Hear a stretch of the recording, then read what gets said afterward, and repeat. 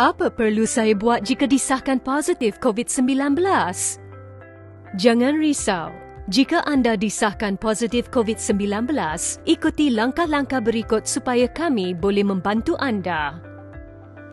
Anda perlu menjalani isolasi di rumah dengan serta-merta selama 10 hari. Cuba seboleh mungkin untuk mengasingkan diri anda daripada penghuni rumah yang lain. Home Surveillance Order Digital akan diberi melalui aplikasi MySejahtera.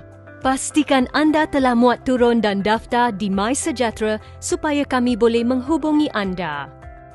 Anda perlu melakukan pemantauan kendiri menggunakan Home Assessment Tool (HAT) dalam MySejahtera setiap hari supaya kami boleh memantau keadaan anda.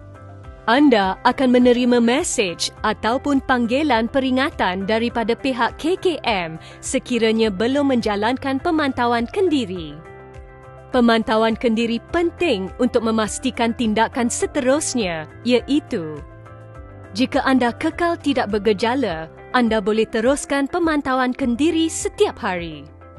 Jika anda bergejala atau dalam golongan berisiko tinggi, sila pergi ke CAC Fizikal. Jika anda sesak nafas dan memerlukan rawatan kecemasan, sila pergi ke hospital terdekat dengan segera.